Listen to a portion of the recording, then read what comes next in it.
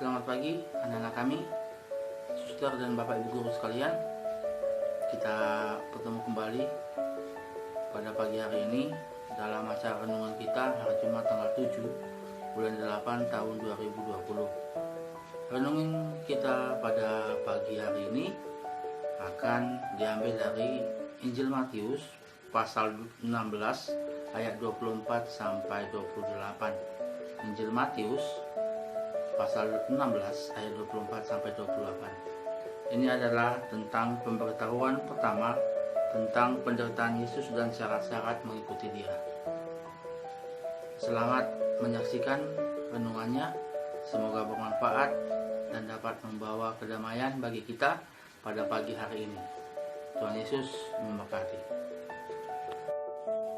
Renungan kita diambil dari Injil Matius pasal 16 ayat 24 sampai 28. Lalu Yesus berkata kepada murid-muridnya, "Setiap orang yang mau mengikut aku, ia harus menyangkal dirinya, memikul salibnya dan mengikut aku. Karena barang siapa mau menyelamatkan nyawanya, ia akan kehilangan nyawanya. Tetapi barang siapa kehilangan nyawanya karena aku, ia akan memperolehnya. Apa gunanya seorang memperoleh seluruh dunia tapi kehilangan nyawanya? Dan apakah yang dapat diberikannya sebagai ganti nyawanya? Sebab anak manusia akan datang dalam kemuliaan Bapanya, diiringi malaikat-malaikatnya. Pada waktu itu ia akan membalas setiap orang menurut perbuatannya. Aku berkata kepadamu, sesungguhnya di antara orang yang hadir di sini, ada yang tidak akan mati sebelum mereka melihat Anak Manusia datang sebagai Raja dalam kerajaannya." Demikianlah Injil Tuhan, terpujilah Kristus.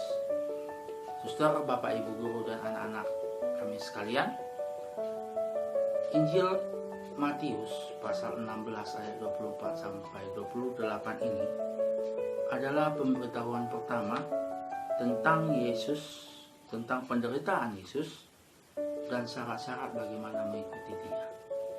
Di ayat 24 sudah dituliskan, Yesus berkata kepada murid-muridnya. Yesus berkata kepada murid-muridnya, berarti itu khusus kepada murid-muridnya. Murid-muridnya yang mana? Yang 12 orang pada khususnya. Kenapa? Karena mereka lah yang akan pertama sekali mengalami penderitaan yang sama seperti Yesus. Ya, hampir semua murid-murid Yesus itu disalibkan ketika mereka mati.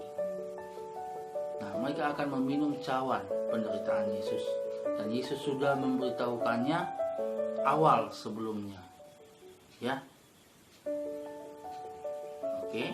Nah, baik. Kemudian di ayat 24 juga Yesus lebih menekankan lagi. Setiap orang yang mau mengikut aku, ia harus menyangkal dirinya, memikul salibnya dan mengikut aku. Nah, bapak, ibu guru, suster, dan anak-anak kami sekalian, ini tidak gampang, ya. Mengikut Yesus tidak gampang. Menyangkal diri, memikul salib. Ya, memang banyak dari antara kita sering mengatakan, saya dapat memikul salib saya dengan bantuan Yesus. Of course, tentu saja. Ya, tentu saja. Tentu dengan bantuan Yesus kita dapat memikul salib kita. Tapi apakah perkataan itu benar-benar tulus dari hati? Atau agar dilihat orang bahwa kita sudah berusaha untuk menyangkal diri, padahal itu hanya menutupi bahwa kita tidak mampu untuk menyangkal diri kita. Misalkan saja lagi contoh kecil, ya, anak-anak yang baik ketika pelajaran online dimulai masih tidur-tiduran, ketika pelajaran online dimulai masih asik main game. Sedangkan Yesus di dalam Injil kita pada hari ini mengatakan apa? Menyangkal diri. Menyangkal diri berarti melakukan sesuatu yang sebaliknya dari apa yang akan kita lakukan. Kalau kita ingin tidur bermalas-malasan, harus ditahan tidak tidur. Bangun. Ingin main game, tidak main game, tapi belajar online. Ya, demikian juga Bapak Ibu guru, kita semua yang mengajar, yang mendidik anak-anak kita, harus dapat menyangkal diri, melampaui keterbatasan kita, melampaui kemampuan kita, ya, menantang diri melampaui kemampuan kita. Ya. Allah sudah memberikan yang terbaik untuk kita. Allah sudah memberikan kemampuan di luar kapasitas microchip super canggih untuk kita. Maka kita wajar untuk menantang diri, menyangkal semua keinginan-keinginan diri kita yang mengatakan bahwa kita tidak mampu. Kita mampu dan kita bisa.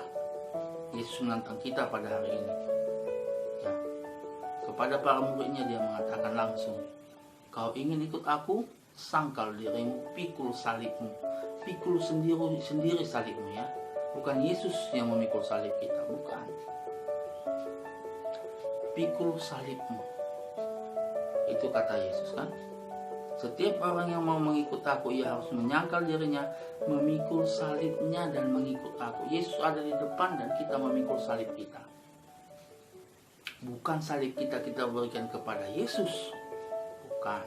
Menyangkal diri bukan berarti kita menyerahkan beban kita, menyerahkan ketidakmampuan kita kepada Yesus, tidak. Tapi kita menerima. Kita menerima salib kita. Kita pikul salib kita itu dengan kekuatan kita. Kita usahakan untuk memikulnya sambil tetap berpedoman pada Yesus yang ada di depan kita. Itulah menyangkal diri. Nah, anak Nasr, Bapak Ibu guru sekalian dan suster, tidak gampang memang menyangkal diri. Tapi Allah sudah memberikan kekuatan kepada kita manusia, dan kita diciptakan begitu sangat amat baik dari ciptaan yang lain.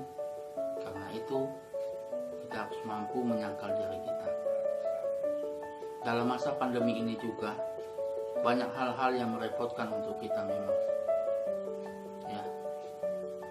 Bagaimana kita harus bekerja, belajar di atas kemampuan kita.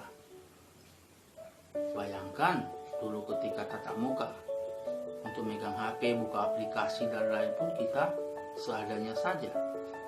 Tapi dengan pandemi ini Allah memberikan nilai yang positif. Sangkal dirimu, kembangkan kemampuanmu lebih. Dengan pandemi ini kita menantang diri terus untuk mengembangkan ke arah yang positif. Ya, Bapak Ibu, anak-anak dan suster sekalian, ke arah yang positif, mengembangkan kemampuan intelek kita, mengembangkan kemampuan hati kita untuk berbagi, untuk merasakan penderitaan orang lain, merasakan kekurangan orang lain.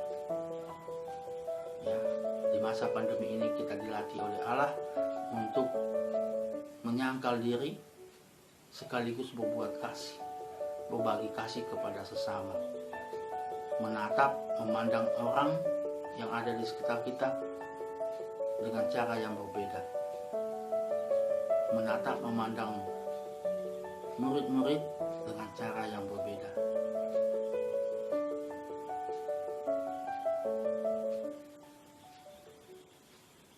Jadi Yesus juga pada akhirnya mengatakan, apa gunanya seorang memperoleh seluruh dunia tapi kehilangan nyawanya, dan apakah yang dapat diberikannya sebagai ganti nyawanya? Apa gunanya? Kemartiran ada juga di dalam ini. Inilah yang sedang kita jalani dalam masa pandemi ini, Bapak Ibu, guru suster dan anak-anak kami sekalian. Kemartiran, penyangkalan diri. Ya, Yesus menuntut kita memandang cakrawala yang lebih positif, yang lebih berguna untuk kita ke depannya nanti, sehingga kita dapat berkembang dalam iman, bertumbuh dalam iman, dalam kedewasaan yang akan membuat kita maju, berkembang, dapat memikul salib kita di belakang Yesus. Tuhan Yesus memberkati. Demikianlah renungan yang telah kita dengarkan dari Injil Matius tadi. Semoga kita menjadi manusia yang dapat menyangkal diri, memikul salib dan mengikuti Yesus dengan ketulusan hati, dengan hati yang terbuka, mendahulukan kasih dan mendahulukan apa yang lebih penting dari segalanya. Seperti pesan Yesus yang ada di dalam renungan kita tadi, apa faedahnya, apa gunanya bila seorang kehilangan nyawanya? Itu pertanyaan Yesus. Maka Bapak Ibu Guru, anak-anak kami sekalian, semoga kita dapat lebih lagi memilih mana yang terbaik bagi kita, bagi hidup rohani kita, terutama bagi cinta kasih Yesus yang kita bawa di tengah-tengah pekerjaan dan pelayanan kita bagi sesama. Demikian renungan kami pada pagi hari ini. Semoga kita semua diberkati oleh